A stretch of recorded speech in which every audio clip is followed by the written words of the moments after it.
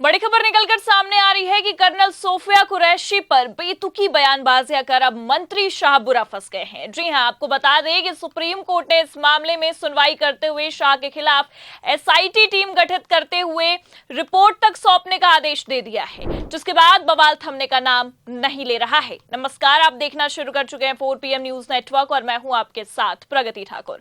आखिरकार एक बार फिर मोदी सरकार सुप्रीम कोर्ट में बुरा फंस गई है। खबर तो पहले ही निकलकर ये सामने आ गई थी कि कर्नल सोफिया के खिलाफ अपमानजनक टिप्पणी करने वाले मंत्री शाह को सुप्रीम कोर्ट ने जमकर फटकार लगाई है। और अब खबर निकलकर ये सामने आ रही है कि शाह के माफी मांगने के बावजूद भी सुप्रीम कोर्ट ने एसआईटी गठन के निर्देश दिए हैं और सुप्रीम कोर्ट के इस तगड़े एक्शन के बाद शाह की मुश्किलें काफी बढ़ती चली जा रही हैं। तो फिलहाल सुप्रीम कोर्ट ने शाह को क्या फटकार लगाई है, आपको बताएंगे। और क्यों अब सुप्रीम कोर्ट के एक्शन के बाद से भारतीय जनता पार्टी बुरा फंस गई है, उस पर भी आएंगे। लेकिन उससे पहले आप ये खबर देखिए। अमर उजाला की खबर में लिखा भी है, आपको शर्म आनी चाहिए, कर्नल कुरैशी पर टिप्पणी मामले में विजय शाह को सुप्रीम फटकार, जांच के लिए एसआईटी गठित। तो बेचारे मंत्री शाह अब न घर के रहे न घाट की स्थिति में बुरा फंस गए हैं। खबर तो पहले ही निकलकर ये सामने आ गई थी कि सोफिया कुरैशी को आतंकवादियों की बहन बताना शाह को इतना महंगा पड़ गया है कि हाईकोर्ट ने तो एफआईआर तक करने के आदेश दे दिए थे और जिसके आधार पर मंत्री के खिलाफ एफआईआर भी हुई थी। लेकिन आपको बता दें कि जैसे ही मंत्री जी के खिलाफ एफआईआर होती है, तिलमिलाते हुए मंत्री शाह सुप्रीम कोर्ट पहुंचते हैं। लेकिन यही सुप्रीम कोर्ट जाना अब मंत्री जी को भारी पड़ चुका है। और पते की बात तो यह है कि केवल मंत्री को ही नहीं बल्कि पूरे के पूरे भाजपाई तंत्र को अब सुप्रीम कोर्ट ने जमकर फटकार लगाई है, क्योंकि पहले तो सुप्रीम कोर्ट ने मंत्री विजय शाह की याचिका को एक ही झटके में खारिज किया। उसके बाद अब खबर निकलकर यह सामने आ रही है कि सुप्रीम कोर्ट ने सुनवाई के दौरान मंत्री शाह के खिलाफ एसआईटी गठित करने का आदेश दे दिया है। देखिए खबर में आगे लिखा भी है, सुप्रीम कोर्ट ने सोमवार को एक बार फिर मध्य प्रदेश सरकार में मंत्री विजय शाह को कर्नल सोफिया कुरैशी को लेकर दिए बयान पर फटकार लगाई। सर्वोच्च न्यायालय ने कहा है कि हम इस मामले में मंत्री की माफी स्वीकार करने के लिए तैयार नहीं हैं।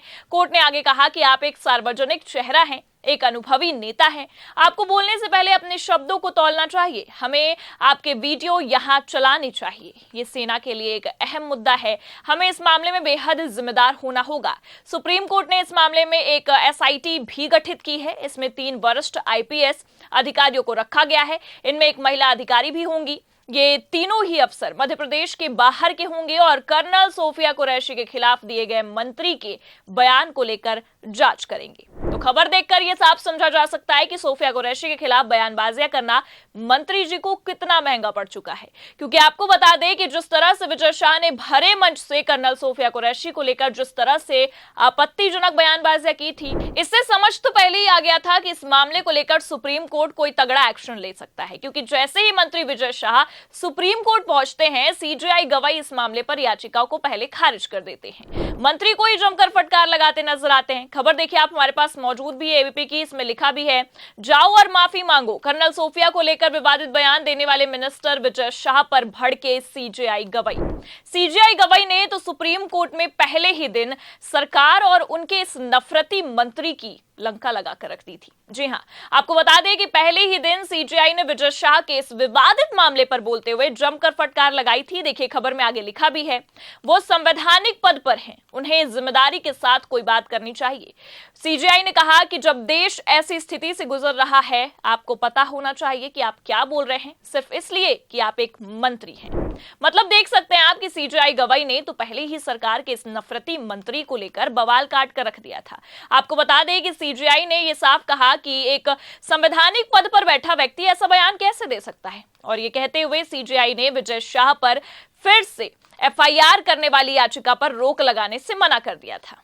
तब भी विजय शाह की उम्मीदों पर पानी फिरा था और अब भी आप देख सकते हैं कि विजय शाह की उम्मीदों पर पानी फिरता नजर आ रहा है। दरअसल जस्टिस सूर्यकांत की बेंच ने विजय शाह के मामले पर आज सुनवाई की, जिस दौरान सुप्रीम कोर्ट ने भले से विजय शाह को गिरफ्तारी से राहत तो दी है, लेकिन खबर है कि सुप्रीम कोर्ट ने विजय शाह पर एसआईटी गठित करने के निर्देश दिए हैं। और इतना ही नहीं बल्कि तल्ख टिप्पणी करते हुए रिपोर्ट तक जल्द से जल्द मांगी है। देखिए खबर में आगे लिखा भी है, जस्टिस सूर्यकांत ने कहा कि इस टिप्पणी के कारण पूरा देश शर्मसार है। हमने आपके वीडियो देखे, आप बहुत गंदी भाषा का इस्तेमाल करने वाले थे, लेकिन शायद आपकी समझ काम आई या आपके दिमाग ने आपको रोका, या फिर हो सकता है कि आपको उचित शब्द ना मिले हों। आपको शर्म आनी चाहिए। पूरे देश को हमारी सेना पर गर्व है और आपने ये बयान दिया। अब जिस तरह से सुप्रीम कोर्ट ने कर्नल सोफिया के खिलाफ दिए गए विवादित बयान पर भड़कते हुए मंत्री शाह को रडार पर लिया, उससे ये साफ समझ में आ रहा है कि मंत्री जी का अब जल्द ही टाटा बाय बाय होने वाला है, क्योंकि ये आप और हम बखूबी जानते हैं कि पार्टी नेतृत्व कभी भी इस तरह के विवादों में फंसना नहीं चाहेगा। तभी तो आपको बता दें कि खबरें ये निकलकर सामने आ रही हैं कि सुनवाई के बाद ही पार्टी का केंद्रीय नेतृत्व मंत्री शाह के भविष्य को लेकर अंतिम निर्णय ले सकता है। इस पूरे मामले ने संगठन के सामने एक जटिल परिस्थिति जो लाकर खड़ी कर दी है।